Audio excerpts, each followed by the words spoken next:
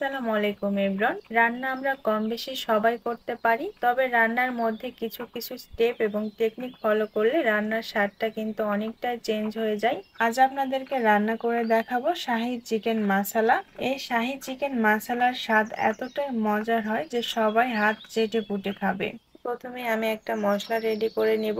জয়ত্রী নিয়েছি 2 টুকরা, জয়ফল নিয়েছি সামান্য একটু, দারুচিনি নিয়েছি 2 টুকরা, মাঝখান দিয়ে ভেঙে ভেঙে ছোট ছোট টুকরা করে দিব। এতে করে ব্লেন্ডারে গুঁড়ো করার সময় সুবিধা হবে। কালো এবং সাদা দুইটি মিলিয়ে গোলমরিচ নিয়েছি প্রায় 15-20টির মতো, লবঙ্গ নিয়েছি 4-5টি, সাদা এলাচ নিয়েছি 7-8টির মতো, কালো এলাচ নিয়েছি 2টি। এবারে সব মশলাগুলোকে ব্লেন্ডারে গুঁড়ো করে নিব, ভাজার কোনো প্রয়োজন নেই। গুঁড়ো করে নেওয়া হয়ে গেছে। এখানে প্রায় 2 টেবিল চামচের মতো মশলা হয়েছে। এখন এটা একপাশে রেখে দিচ্ছি এবং বাটির মধ্যে নিয়ে নিচ্ছে 1 টেবিল চামচ পোস্ত দানা এবং কাজু বাদাম নিয়ে নিচ্ছি প্রায় 20-25টির মতো।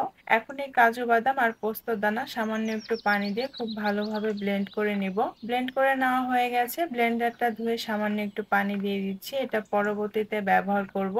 এবার চিকেনটাকে মেরিনেট করব। এখানে আমি 5 পিস চিকেন নিয়েছি আর চিকেনগুলোকে খুব ভালোভাবে ধুয়ে পরিষ্কার করে নিয়েছি আর পানিটা ঝরিয়ে নিয়েছি। এবার এর মধ্যে দিয়ে দিচ্ছি 1 ফালি লেবুর রস, হাফ টেবিল চামচের মতো লবণ দিয়ে দিচ্ছি। যে মশলাটা গুঁড়ো করে রেখেছিলাম সেখান থেকে 1 টেবিল চামচ মশলা দিয়ে দিচ্ছি। আদা রসুন বাটা দিয়ে দিচ্ছি 1 টেবিল চামচের একটু কম। আদা আর রসুন আমি একসঙ্গে বেটে নিয়েছি। মরিচের গুঁড়া দিয়ে দিচ্ছি হাফ টেবিল চামচের একটু কম, সামান্য একটু হলুদের গুঁড়া দিচ্ছি। সবকিছুকে খুব ভালোভাবে চিকেনের সাথে মিশিয়ে নিব। মিশিয়ে নেওয়া হয়ে গেছে। এবার ঢাকনা দিয়ে ঢেকে রেস্টে রেখে দিব প্রায় 30 মিনিটের জন্য। এবার চুলায় কড়াই বসে তেল দিয়ে দিচ্ছি পরিমাণ মতো। আমি সরিষার তেল দিয়েছি, আপনারা চাইলে সয়াবিন তেল দিয়েও রান্না করতে পারেন। পেঁয়াজ কুচি দিয়ে দিচ্ছি প্রায় 1 কাপের মতো।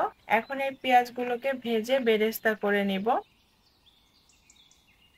পেঁয়াজগুলো ভাজা হয়ে গেছে আর ভাজা যখন হয়ে যাবে তখন চুলার আঁচটা লো করে দিবেন। তাছাড়া পেঁয়াজ বেরেস্তা উঠাতে উঠাতে বাকি যে পেঁয়াজ বেরেস্তাগুলো তেলের মধ্যে থাকবে ওগুলো কিন্তু পুড়ে যাবে।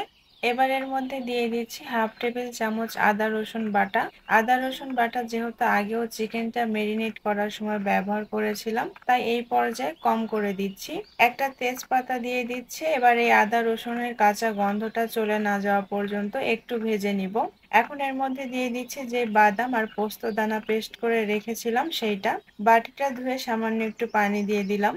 এবার এর মধ্যে কিছু গোটা মশলা অ্যাড করব। গুঁড়া মশলার পাশাপাশি গোটা মশলা দিলে সুন্দর একটা স্মেল পাওয়া যায়।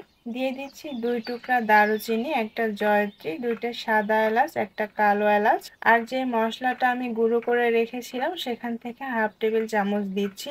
এবার দিয়ে দিচ্ছি স্বাদ মতো লবণ, আমি 1 টেবিল চামচ দিয়েছি। কাঁচামরিচ কয়েকটা গোটা দিচ্ছি আর কয়েকটা ভেঙে দিচ্ছি।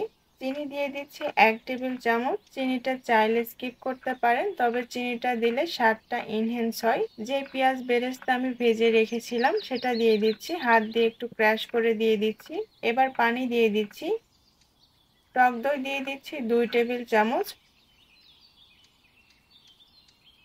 কেওড়া জল দিয়ে দিচ্ছি 1 মুখি, বোতলের যে মুখিটা আছে সেটা দিয়ে দিলাম। গোলাপ জল দিয়ে দিলাম 1 মুখি। এখন এই মশলাগুলোকে খুব ভালোভাবে কষিয়ে নিতে হবে। মশলাটা কষানো হতে হতে চিকেনগুলোকে ভাজবো। আমি আরেকটা চুলায় ফ্রাই প্যান বসে পর্যাপ্ত পরিমাণে তেল দিয়েছি চিকেনটাকে ভাজার জন্য।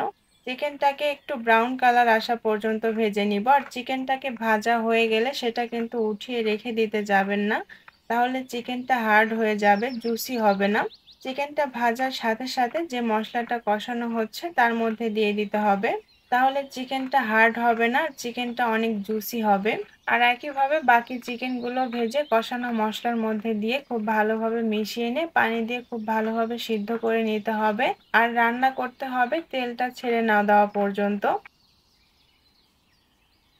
প্রায় 30 থেকে 40 মিনিটের মতো আমি রান্না করে নিয়েছি আর দেখতেই পাচ্ছেন পানিটা কিন্তু টেনে গেছে আর তেলটা ছেড়ে দিয়েছে। এখন আমি চুলাটা বন্ধ করে দিব। এভাবে যদি আপনারা চিকেনটা রান্না করেন আশা করছি আপনার ফ্যামিলির সবাই পছন্দ করবে আর বারবার এই চিকেনটা রান্না করার জন্য বায়না ধরবে। আজ তাহলে এখানেই বিদায় নিচ্ছি। শীঘ্রই ফিরবো নতুন কোনো রান্নার রেসিপি নিয়ে। সেই পর্যন্ত লাইক, কমেন্ট এবং সাবস্ক্রাইব করে রেসিপি বাই আনাবিয়ার সঙ্গেই থাকবেন।